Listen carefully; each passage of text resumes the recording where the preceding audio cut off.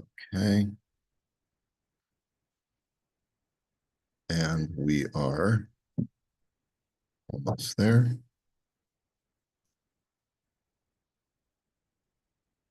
Here we go. Okay, so what we were talking about is Mechiras Chametz.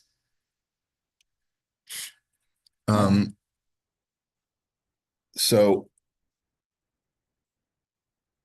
Mechiras Chametz, he wanted to say, will work even for a person who did not nullify his Chametz. The fact is that most of the poskim today say that Mechiras Chametz works even on Chametz Gamor. Va'af shebenidon didan kevin shehu beli hakara en kan gilui das shehu maskim lemechira. So what we were trying to explain. Oh, I'm sorry. Messed up.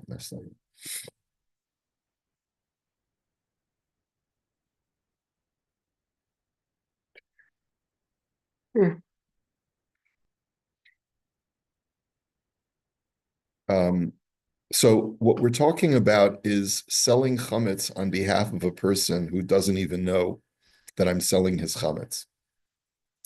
Af shebenidon didan kevin shehu beli hakara en kan giloi das shehu maskim lemechira. He says there is no recognition here that the person is assenting to the sale of the chametz. So how does it work? So we said before that it works based on the principle of zachin la'adam shelo b'fanav. Um, and even though this person did not nullify his chametz, he did not declare his chametz to be kol chamira v'chamia, that every single component of chametz that I have should be hefker. So some poskim say that mechiras chametz doesn't help for that, because mechiras chametz only helps for a rabbinic prohibition.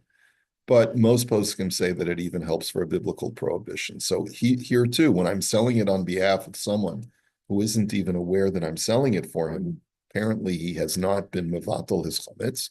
Mikol makom kevin shebechol shana kishe haya bahakara hu haya ba'atzmo mocheret hachametz ein lecha giloi das gadol mizeh shemer cheres hachametz havizuchus lo. But nonetheless, in other years, when he was able to, let's say this person who's in a coma or is suffering from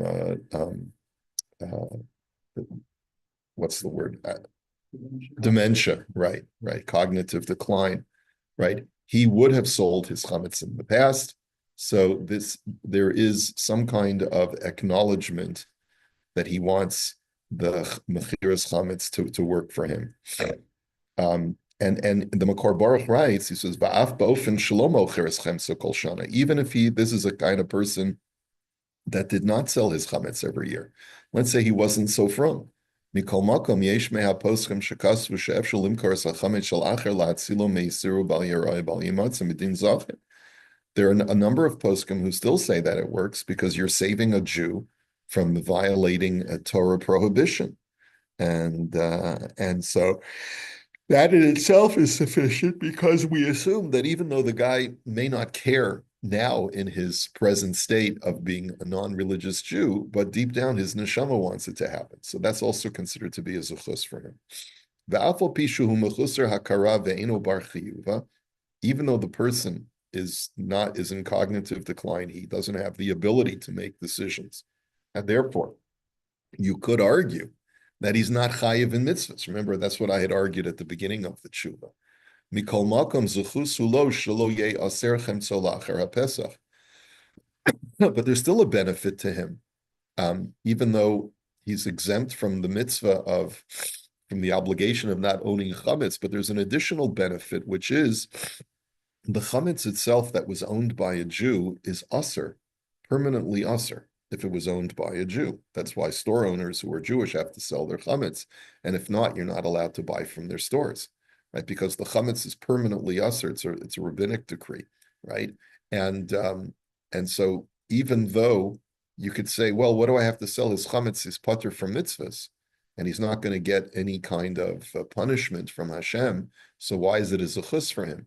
It's a zechus for him because the chametz itself, the object of the chametz, will not have the stigma of having been owned by a Jew. To cave to come a poskim svirlu dafilu chametz shel chereshoyte v'katan nesar ba'anach ar pesach afal pishalo aver, because there are a number of poskim who say that even when the chametz is owned by someone who is not of sound mind, and therefore there's no avera in the ownership of that chametz, nevertheless the chametz is de facto, it becomes aser. Al ken yesh l'malcher la'atzilo me'hafsed. Therefore, you should sell his chametz to at least save him from this financial loss.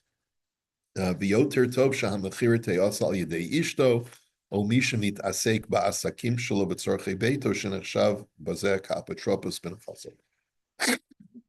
It would be preferred if the person who is assigning the rabbi to sell the chametz would be someone who in some way is associated with the person who's in cognitive decline. And that would be either his wife or one of his, power of attorney. So it would be executor, whatever you're going to call that person. And so it's interesting, the Reb Shlomo Zalman Auerbach, he quotes, one second, let's see. Okay. Okay, so there is a bit of a machlokes as to whether chametz that was owned by someone who was not chayiv in mitzvahs, whether that chametz becomes aser or not, but the consensus is that it is aser. And then Reb Shlomo Zalman writes that it's important to try to find someone who's close to the person to act as the person you make the kinyan with, and he writes the reason the kevin sha'amecher nasa yedei kinyan v'gufa chametz nishar b'veisa Yisrael, since you have to use a kinyan to authorize the rabbi to sell the chametz, and the chametz at the end of the day is remaining in the house of the Jew that's in cognitive decline. Mistaver dim habaylam dino kishota ein ze moel v'lochein adif limkor chametz al yedei ishto. It's therefore important to try to do a kinyan with someone who is of sound mind. In other words, it could be, you could argue that selling on behalf of someone who didn't have the power of authorization might be a bit problematic. But below zachinu lahavin dvar, but it's hard to understand why Rav Shlomo Zalman insists on this. Demabakach shuguf hachametz nishar beveis Yisrael harelo misaknim bayazu. Kishahamachira nasas al yedei ishto va'od harei sochem es hacheder shachametz nimsabo kinahug b'mechiras chametz v'tzarach biur. So it's not really clear why this is so necessary, argues the Makor Baruch, but in any event, it would be preferable to do this. Okay, that was our last tshuva. One question. If it seems from what we learned before about that it's maybe more important to sell the chametz, even if though there may be a situation where there could be geneva afterwards, where you converse with or whatever else. Wouldn't it be maybe important for all of us who have many of us who have secular friends, family, or etc., that we approach them and we want to sell their chametz? Yeah. Because most people don't do that. Yeah, I think a lot of it will depend, and this is what we call the fifth section of Shulchan Aruch. Have you ever heard that phrase? You have to consult the fifth chelik of the Shulchan Aruch. What is, there's four sections of the Shulchan. So what is the fifth section of the Shulchan Aruch? Common sense, and that has to always be prevailing in our desire to want to help others. If I have to assess the person that I'm approaching. If this is a person who's going to look at me like I'm crazy and is also going to say, well, this is just another example of how Judaism is not about substance, but rather about form. And this is meaningless to me. And what, you're going to save my soul by selling the chametz that I'm going to eat over Passover, and he's going to become cynical about it, then you're better off staying away. Right? If this is a person who has a love for tradition and he's coming to your Seder, and you say to him when you invite him to your Seder, I go every year to the rabbi to sell my chametz, and I just keep all my chametz in a cupboard, and I put a piece of tape on the door, and then it's considered to be not mine, and you give a person an education that you're not supposed to own chametz on Pesach, and the guy's interested, then okay. Say, I'd be happy to sell your chametz for you. Does that make sense? Okay. So I quoted this tshuva from Rav Moshe Feinstein, but um, I didn't explain why Rav Moshe holds this way. So maybe let me just see if I can find it really quickly because I've quoted it before. So let's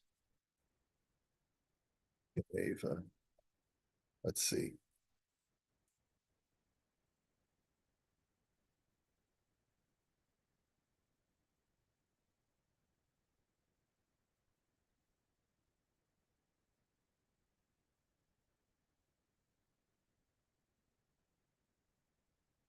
Let's see.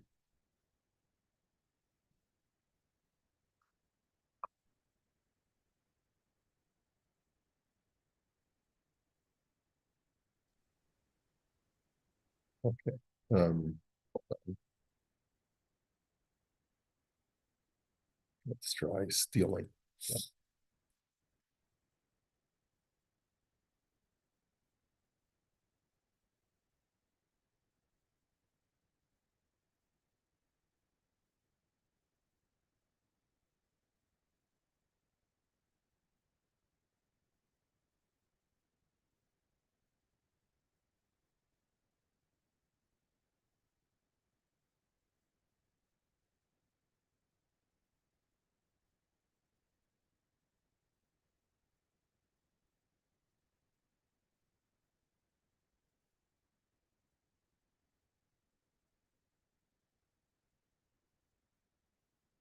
Here, let's see. So it's Igros Moshe, 149.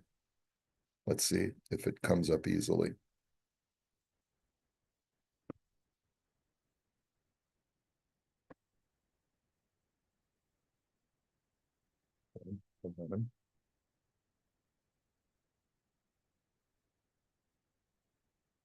Let's see here. Shabbos, Igros Moshe, 149.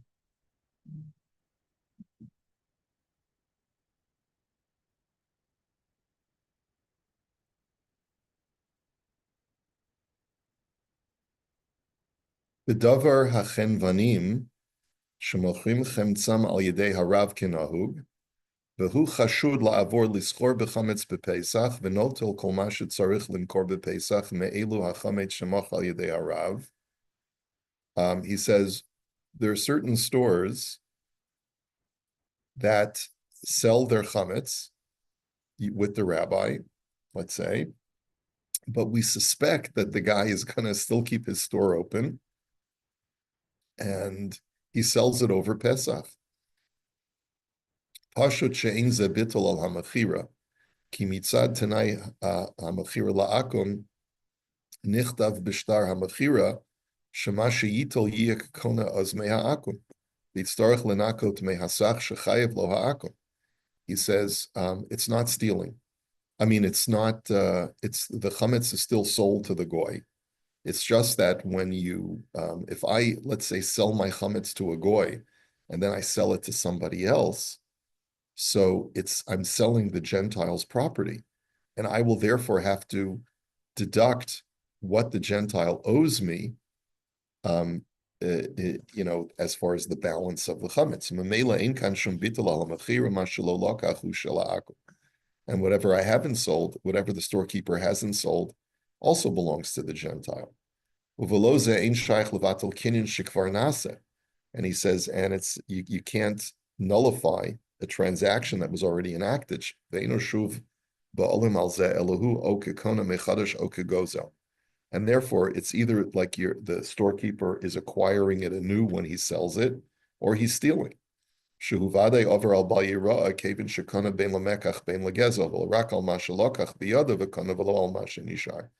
he's only in violation of acquiring chametz on Pesach at the moment that he sells it. But all of the remaining chametz is still considered to be chametz that was sold.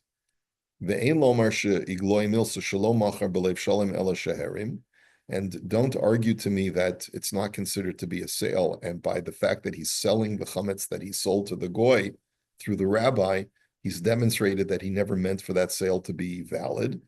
The mehechatesi nemakain the avshachashu laver lahana aso kesheni yochol beheter lo yavro mashi yochol asos beheter. This is because we still assume that he wants to do the right thing as far as not owning chametz, and so we assume that he wants the sale to be valid. He just has this weakness that he needs to sell his chametz. Va'afim nema bizman hazeh b'medina zuleka chazaka zu de b'chulin dafdalad urak shelo yachlif shuhu levakesh tachbulas laheter val masha asa beheter mamish vade lo nema shebeliba laratza beheter. He says, and even in modern times, when people are still, let's say, people today are not as observant, and therefore maybe we have no right to assume that he wants to do the right thing. No, that's still not true, says Rav Moshe. He says, why would a person want to do something if he can get away with doing something in a permissible fashion? Why would he want to do it in a forbidden fashion even today? So therefore, we assume that he wants to minimize his violation of Chametz on Pesach as much as possible, even though he's doing something that he's not permitted to do now. And therefore,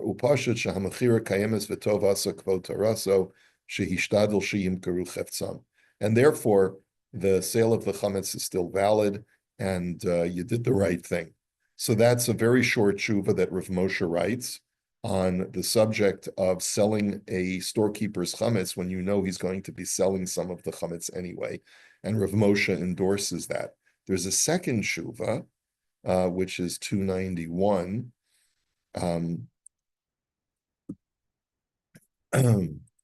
Let's see if we can get it really quickly. 291. Okay, and so this is really the main tshuva, and I'll share my screen with those in TV land also. He says, "Levaer hatoeles de mechiras chametz shel chenvanim chashudim." This is the purpose of this tshuva, is to explain the benefit of selling chametz of storekeepers who are suspect of eating and selling that chametz over Pesach. Hine bedavar he'erato al masha katafti besifri igros Moshe shahachenvanim hamochim chetzam al yedei harav kenahug ve'achenvani chashid sheyukar mizeh chametz bepesach. He says, going back to that short tshuva that I wrote in my previous volume that we just saw, he says, "Shemikol makom lo nibatla hamachira ela al mashalokach avra bal yira shu kekona mechadash o kegoza." He says the only thing that the storekeeper will violate is when he actually sells those items and he gives them to the customer. Then he's actually violating having chametz in his possession very temporarily, because in order for him to sell those goods, he's either stealing them from the Gentile, and once I steal something, it becomes mine, and then I give it over to somebody else. He says, "Shehera kvo taraso deman arviach mizeh shenizdakek lo, hine le'ilu shelokchim mimenu achar haPesach sheli kashlu b'isr chametz shavar alav haPesach b'adai hu revach." So your question to me was, what benefit are we providing the storekeeper? Like, in other words, if he's going to be selling that chametz and he's going to be violating bal yira and bal yimatzeh by eating that chametz or selling that chametz, what's the benefit? The answer, says Rav Moshe, is the benefit is the unsold chametz will be permissible for the public after Pesach. So we're actually providing great benefit, maybe not to him so much, the storekeeper, but we're providing benefit to the public. V'gam hu yarviach shelo yaver al bal yira ad sheyikach mehem v'rak ad sheyochalem hakoinen. He says, and furthermore, we're minimizing the amount of chametz ownership that the storekeeper actually will violate, because he's only violating it once the customer takes it and consumes it. Kimechiraso kevin sheneser bahana keshalokach lochala v'hi shalo af achar shalokach hakoina lebeso aval hanisharim lo yavor. So he's only violating the stuff that the customer actually destroys through his consumption, but the rest of the stuff he's not. So if you can minimize a person's going to eat treif. In other words, this would be a classic example. Let's say he's going to be eating treif, but you can convince him to order the Big Mac without cheese. Is that considered to be laudable? He's guy says, I'm going in to get a Big Mac.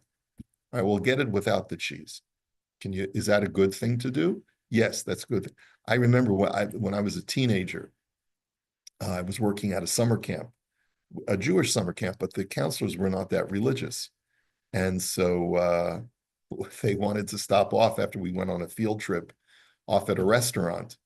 And it was not a kosher restaurant, so I didn't have anything, obviously. But I noticed that one of the head counselors, when he ordered his steak, he ordered it without butter because he didn't mix milk and meat. Can't have butter, right? Which is a madrega, right? In other words, if you can minimize, right, that's considered to be a good thing. So, Rabbi, how would a store like, say, like Olive Branch open on Pesach? Because it was Jewish ownership and they're going to have, or they can only have certain products. I mean, it's a big store. Yeah, well, Olive Branch uses the New York model of kosher, big kosher supermarkets. So they're going to take all of their chametz. They'll probably take half the store and drape it with some kind of tarp and something. And then the other half of the store will be only kosher goods. And that's probably how they'll be able to stay open on Pesach. I mean, I haven't spoken with Justin about it, but I'm assuming that's what he's going to do. Because it is an all kosher supermarket, unlike Sobeys, Yeah. which is different. Uveloza hayavar al kol kezayis belavu cheshamocha lo yavar el ala kezesim shekana. Well, it says, in other words, when you violate Bal Yirah and Bal Yimatze, you violate every single kezayis that's in your ownership is another infraction. So if I can minimize the number of kezesim by only him violating it when he actually sells the goods that he sells, that's a good thing. V'lachein gam bishvilo mikeven shu rak mumer l'teyavan ha'ika tanai delo savri al itehu l'rasha v'yamas. He says, there is this opinion in the Gemara that says that even if a person is a rasha, even if a person is an evil person because he recklessly disregards the mitzvot, the Gemara is of the opinion that if a person does so not out of being angry with God, but simply because he has weak desires, he's a weak person, there is still a principle of you shouldn't allow him to self-destruct. Try to save him from his own self-destruction.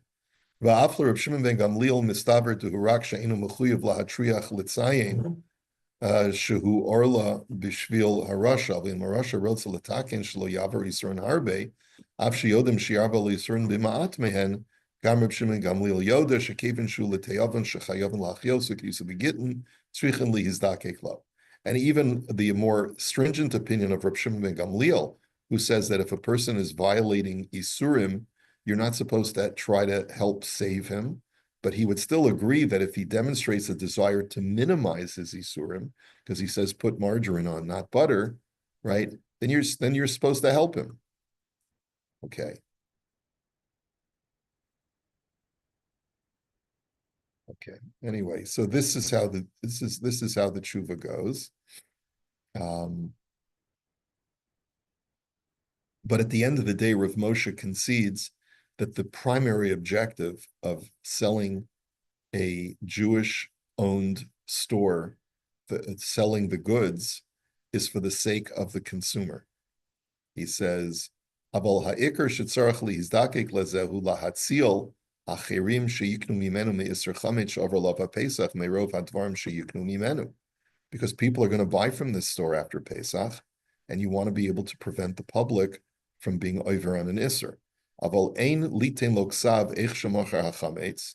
Dahare al kol panim asur liknos mimenu, shema yitin lo mehadvarim shekana b'toch haPesach. Now listen to what Rav Moshe says. If you know that this is a Jewish-owned store that sold its chametz, but also kept the store open and was selling chametz on Pesach, you should not buy from that store. That's what Rav Moshe holds. No, not ever. But until you can safely assume that the chametz that was there during Pesach has already been sold. So it depends on the product, but they usually say about 30 days when they turn over the product. Before sold, it's coming during Pesach, they get deliveries every day. They get new chametz coming into the store. So part of the sale that we do is that we stipulate that to the Gentile, even if a Jew gets delivery of the chametz on Pesach, that's considered to be part of the sale. Whether that works or not 100%, I'm not so sure, but it's considered to be part of the sale. And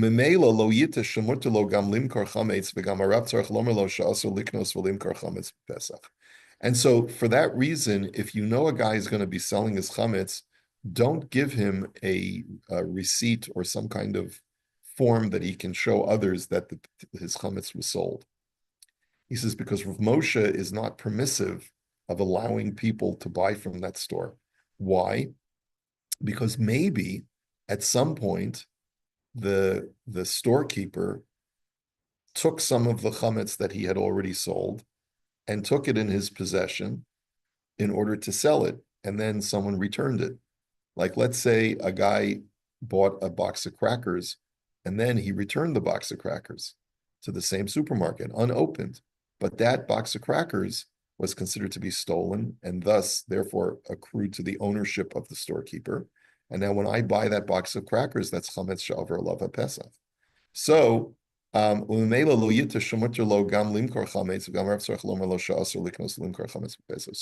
don't buy from the guy, but at least you're saving the public because most of the chametz that will be in his possession will not have that stigma. So okay, this is where we'll hold it for today. Have a great day, everybody.